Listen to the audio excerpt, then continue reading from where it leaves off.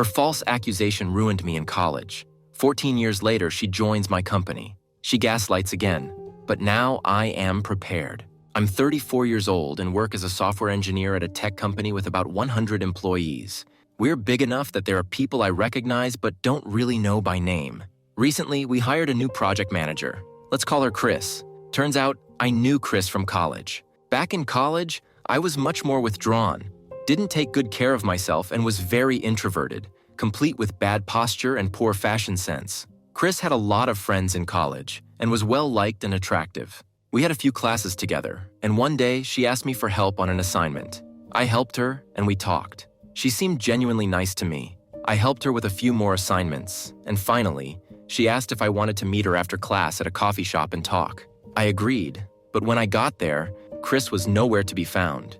I waited about 20 minutes before I called her. She answered and started laughing, and I could hear several other people laughing too. Chris said something like, "Why would I want to go out with a fat loser like you?" I looked out the front window of the shop and saw one of Chris's friends holding up her phone, and it looked like she was recording. Over the next few weeks, I became the center of unwanted attention on campus. Flyers with my picture from the coffee shop video and the word creep plastered on them appeared everywhere. Thankfully, the rest of the campus eventually moved on to something else. I tried to keep a low profile, and within a month, some other campus drama took over, and people forgot about me. I was never officially accused of anything or got in trouble with the school, but that didn't stop Chris and her friends from taunting me with the word creep whenever they saw me.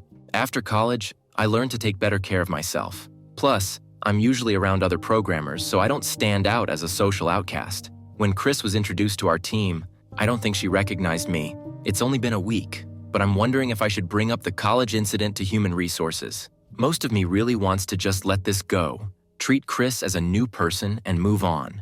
But I'm a little worried that she might tell a twisted version of what happened in college and turn my team against me. Because of this, I'm thinking maybe I should at least tell human resources about the incident so that if she does start spreading rumors, I have some way to defend myself. Yesterday was a mixed bag. Some bad, but mostly good.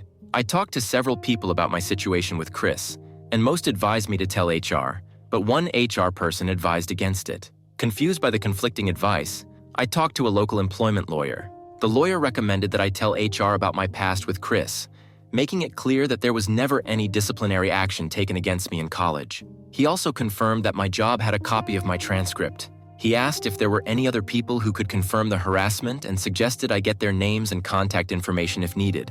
I knew 2 people from college who I was still connected with on LinkedIn and was confident they would tell the truth. The lawyer advised me to request a meeting with HR and my supervisor, explain my past with Chris, clarify that there were no charges or disciplinary actions against me, and let them know that I have 2 witnesses if needed. So, that's what I did. On Friday morning, I came into the office and sent HR and my supervisor an email asking for a formal meeting at 10 a.m. My supervisor came to my desk, asked if everything was okay, and wanted to make sure I was happy. I told him everything was fine, that I wasn't leaving, and that it wasn't anything to do with him or the team. He seemed relieved, and by 10 a.m., we headed into the conference room with the HR person. I thanked them both for taking time out of their day to meet with me, and then I followed my lawyer's instructions. I explained that the new project manager, Chris, was someone I went to college with, that she was involved in harassing me during that time, detailed how I never had any charges or disciplinary actions, and provided the contact information for 2 independent witnesses who saw the harassment. My supervisor seemed shocked, and the HR person reviewed the information I provided for a minute before the 2 of them talked about it briefly. Finally, Chris was called into the room. When Chris walked in and saw me, HR, and the team's supervisor, she seemed surprised. HR started with something like, "We have been told that you 2 have a past." Chris sat down, looking quite shocked. She admitted to the bullying, but repeatedly tried to say it was just a misunderstanding.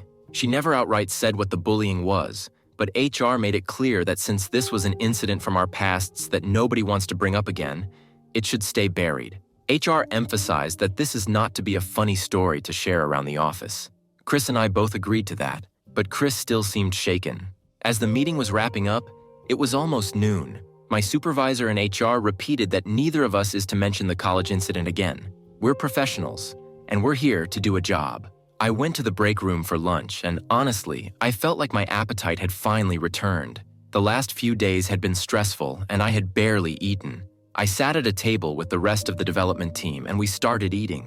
Halfway through my sandwich, another coworker, Stephanie, came by and said, "So, I heard an interesting story yesterday about you and Chris," with a big grin on her face. She didn't get any further because my supervisor, who was at our table, stood up, pointed at Stephanie, and then across the room at Chris and said, "You two? Conference room now." I wasn't part of what happened in the conference room, but I did see the HR person go into the room 2 minutes later, looking pretty upset and with a mustard stain on her shirt. I guess she got the call and was interrupted during lunch. I'm not sure what went on in there. The rest of my team asked what that was about, and I said, "I have no idea," and just kept eating. 5 minutes later, 2 more coworkers from other parts of the project were brought into the conference room. Lunch ended, and we went back to work, but there was a lot of speculation. It wasn't until 3 p.m. that the conference room finally emptied. Chris looked like she had been crying, and the others who were in the room with her seemed to treat her quite coldly. I'm not sure what this will mean, but it appears that for now, Chris is still working here. However, I appreciate the lengths HR and my supervisor are going to ensure this situation doesn't get worse. Monday was thankfully not chaotic. My supervisor and the HR person brought the whole team into the big conference room, where the HR person emphasized that we are a professional company. While we do enjoy having fun with company outings like golf, bowling, and main event, we are expected to maintain a strictly professional atmosphere and avoid gossiping about coworkers' personal lives. Stephanie and the 2 other coworkers who were brought into the conference room on Friday looked pretty ashamed. Chris was sitting at the other end of the conference room table, and there seemed to be a noticeable distance between her and the other employees. My supervisor stated that he wants to consider this matter closed, and for us to focus on offering great solutions to our clients. Everyone filed out of the conference room and returned to work. Lunch on Monday was pretty tense, but on Tuesday, management had a local Mexican restaurant bring in a Taco Tuesday lunch for us, and the mood improved considerably. I don't gossip, but I did hear whispers that Chris is now on her final warning and has been put on a performance improvement plan, all within her first 2 weeks. I'm not sure how true these rumors are, but with how isolated Chris now seems to be from the rest of the team, it's clear that no one is willing to hang out with her outside of work. I considered this matter closed myself, and if Chris worked hard and managed to turn things around, I'd have been fine with it. But then last night happened. I'm not sure where Chris got my address, but she was outside my house last night. Luckily, my doorbell camera caught it, so I can pretty accurately recount what happened. She rang the doorbell and asked if we could talk. I told her through the digital doorbell that there was nothing to talk about, and she better leave because this was now harassment. She pleaded for me to come outside and discuss it. I declined and emphasized that she was not welcome. She then claimed that she had a crush on me in college, that her friends found out she asked me to coffee and pressured her to turn it into a harassment campaign because she was afraid they would disown her for liking a guy like me. Honestly, I wanted to laugh so hard. I was socially awkward in college, but even I knew this was nonsense. I wasn't even interested in Chris romantically. I thought she wanted to be my friend.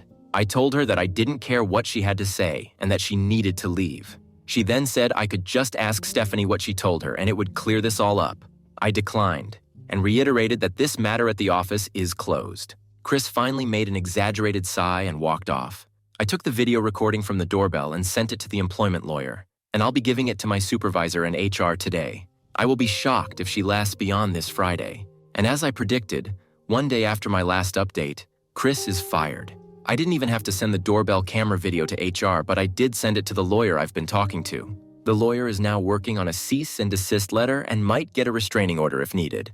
Apparently, Chris got my address from someone in the IT department. The new IT employee responsible for this has been suspended, and we all got a memo about data security yesterday morning, including the usual warnings about phishing scams. When I got to the office yesterday, her desk was already empty. I have one final update. 1 week later, Chris did show up at my front door one more time.